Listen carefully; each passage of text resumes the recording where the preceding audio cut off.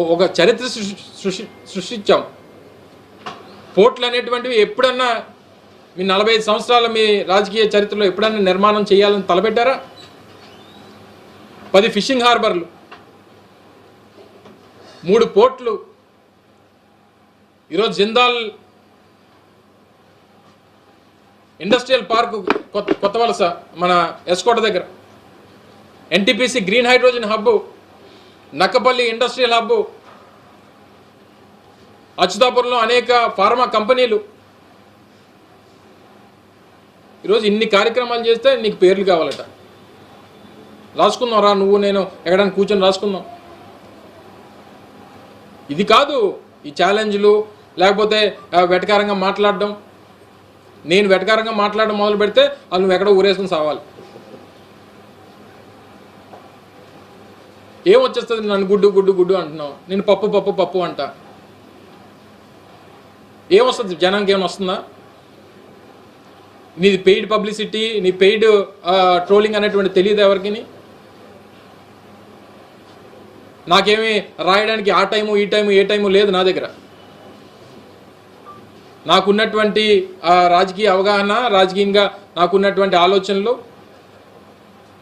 ఇక్కడ ఉన్నటువంటి మేధావులు లాంటి వారితో చర్చించి తీసుకున్నటువంటి సమాచారం ఇదే తప్ప నాకెవడో వెనకాల రాసిచ్చినటువంటి ఏ టైము లేదు నా దగ్గర. వర్ధంతికి జయంతికి తేడా తెలియనట్టు నువ్వు కూడా మాట్లాడేస్తే నీ గురించి. అందుకనే నేను ట్రోలింగ్లో నేను కాదు, నువ్వు జాతిపెద్దవి నువ్వు. సో దయచేసి వీటి జోలికి వెళ్లకుండా మేము అడిగినటువంటివి రాష్ట్ర యువతకి, ప్రజలకి ఉన్నటువంటి ప్రశ్నల్ని నివృత్తి చేయమని అడుగుతున్నాం. డైరెక్ట్గా పాయింట్ టు పాయింట్ ఇష్యూ బేస్డ్గా ఇంత క్లియర్గా అడిగిన తర్వాత కూడా ఏదో చేసి నిన్న ఎందుకు మన పక్క రాష్ట్రాలతో, ఆ పక్క రాష్ట్రంలో వాళ్ళని కెలికావు, మొత్తం దేశం అంతా బఫూన్ అయిపోయావు. మనం అన్ని సాధించి చేసి కంప్లీట్ చేసి ప్రజల ముందు పెట్టి ప్రజలకు ఉపయోగపడి చెప్పినటువంటి నెరవేర్చి నువ్వు ఆహా ఓహో అన్న పర్వాలేదు, కానీ ఈరోజు దేశం అంతా ట్రోల్ చేస్తుంది.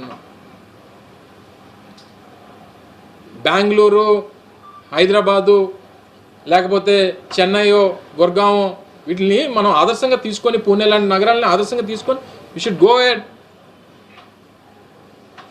వాళ్ళ నుంచి నేర్చుకోవడంలోనో వాళ్ళతో కంపీట్ అవ్వడం తప్పులేదు. వాళ్ళని విమర్శించేటువంటి పరిస్థితి వస్తే మన వాళ్ళు వెళ్ళి అక్కడ పని చేస్తూ ఉన్నారు, వర్క్ చేస్తూ ఉన్నారు. నీ తండ్రి నిన్ను ఆయన భుజాల మీద ఎక్కించుకొని తిప్పుతున్నాడు కదా, మనం పెద్ద గొప్ప అనుకుంటే ఎక్కువ కాలం నిలబడదు. సో దయచేసి ఇవన్నీ దృష్టిలో పెట్టుకొని ఏవైతే ప్రజలకు ఉన్నటువంటి ప్రధానమైనటువంటి అంశాలని వాటిని నివృత్తి చేయ, మిగిలినటువంటి ఇష్యూస్ పక్కన పెడదాం. వాటర్ విషయం కానీ, ఎనర్జీ విషయం కానీ, పొల్యూషన్ విషయం కానీ ఇవన్నీ పక్కన పెడదాం. ఎందుకంటే వీటిని కాంపన్సేట్ చేసుకునేటువంటి దానికి అవకాశం ఉంది, చేసుకునేటువంటి దానికి అనుకుంటే సాధ్యపడుతుంది. ఎంప్లాయ్మెంట్ విషయంలో చాలా క్లియర్గా మీ తాలూకా మాట ఏదైతే మీరు నోటితో చెప్తా ఉన్నారో దాన్ని దయచేసి గూగుల్తో ప్రకటన చేయించమని చెప్పి మరొకసారి మీ ద్వారా ఈ ప్రభుత్వాన్ని కోరుతా ఉన్నా. వచ్చిందంటే ఉద్యోగాలు ఆటోమేటిక్ అలా పెరుగుతూ ఉంటాయి కదా, ఒకేసారి 1,80,000 ఎంత అప్డేట్ అవ్వచ్చు కదా. అదే చెప్తున్నాను బ్రదర్.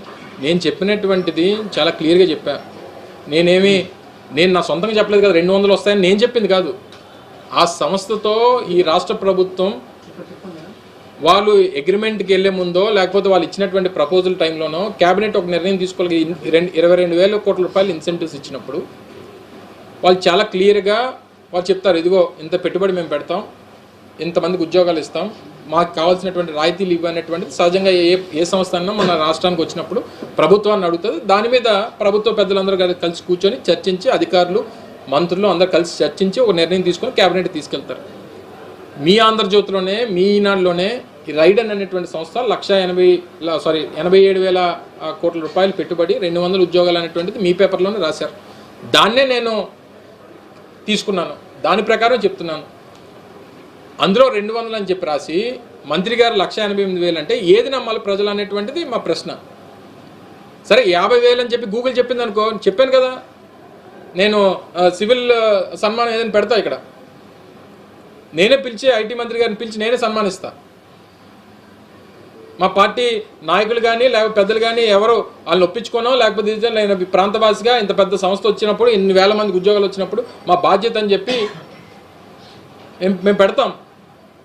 సో ఆ క్లారిటీ కావాలన్నా నేను ఇందాక కూడా చెప్పాను కదా 1,88,000 నువ్వు చెప్పినట్టు వచ్చిన తర్వాత ఒకటి జనరేట్ అవుతాయని. ఐటీ సెక్టర్లో డెవలప్మెంట్ సెంటర్స్లో పనిచేసినటువంటి ఒక ఉద్యోగికి 5 ఉద్యోగులు సపోర్టింగ్ స్టాఫ్ కింద ఇండైరెక్ట్ ఎంప్లాయ్మెంట్ క్రియేట్ అవుతుంది. అంటే 30,000 మంది వస్తే 1,50,000 మందికి ఇండైరెక్ట్ ఎంప్లాయ్మెంట్ క్రియేట్ అవుతుంది. ఆ 30,000 అయినా చెప్పట్లేదు కదా. సో దాని మీద నేను క్లారిటీ అడుగుతున్నాను. నేను వెల్కమ్ చేస్తున్నాం కదా గూగుల్ని, మేము వద్దనట్లేదు కదా, వీఆర్ వెల్కమింగ్. ఎందుకంటే ఇనీషియల్గా పైనీర్ చేసిందే డేటా సెంటర్స్ది మా ప్రభుత్వం. అంటే ఆ అధికారం ఉన్నప్పుడు ఒకలాగా లేనప్పుడు ఒకలాగా మాట్లాడేటువంటి దానికి మాకు అలవాటు లేదు. పైనీర్ చేసినప్పుడు ఏవైతే ఉన్నాయో తద్వారా వచ్చేటువంటి ఇష్యూస్ ఏవైతే ఉన్నాయో వాటిని కాంపన్సేట్ ఎలా చేస్తున్నారనేటువంటిది అడుగుతున్నాం. సో 200కి 2 లక్షలకి ఎంత తేడా ఉంది? 1000 రెట్లు తేడా ఉంది కదా, అంత తేడా ఉండదు కదా. సో ఆ క్లారిటీ ప్రభుత్వాన్ని ఇమ్మనమని, ఎలా వస్తాయి ఏంటో చెప్పమనమని, అది చెప్పాల్సింది గూగుల్ కాబట్టి గూగుల్తో ఒక ప్రకటన చేయించమన్నటువంటిది మా తాలూకా రిక్వెస్ట్. ఇది ప్రజల పక్షాన రిక్వెస్ట్ చేస్తున్నాం. Thank you. అండ్ రెండోది మరో ఇంపార్టెంట్ ఇష్యూ,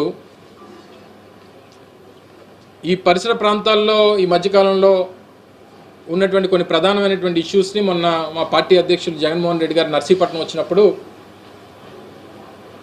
స్టీల్ ప్లాంట్ అంశంలో కానీ లేదా చోడవరం షుగర్ ఫ్యాక్టరీ ఇష్యూ కానీ బల్క్ డ్రగ్ పార్క్ ఇష్యూలో కానీ 3 ఇష్యూస్లో కూడా స్థానికంగా ఉన్నటువంటి ప్రజలు వచ్చి వారికి ఉన్నటువంటి ఇష్యూని వారికి అడ్రస్ చేసి మీ సహకారం మాకు కావాలనేటువంటిది వారు కోరడం జరిగింది. సో అందుకు అనుగుణంగా ప్రధానమైనటువంటి ఇష్యూ అంటే స్టీల్ ప్లాంట్ ఇష్యూ కొనసాగుతుంది. మా మద్దతు వాళ్ళతో పాటు మా పోరాటం కొనసాగుతూనే ఉంది. షుగర్ ఫ్యాక్టరీ మీద మా తాలూకు సహకారాన్ని కూడా నేను ఆ ప్రాంతం నుంచి రిప్రజెంట్ చేస్తున్నాను కాబట్టి అక్కడ కూడా ఫైట్ చేస్తున్నాం.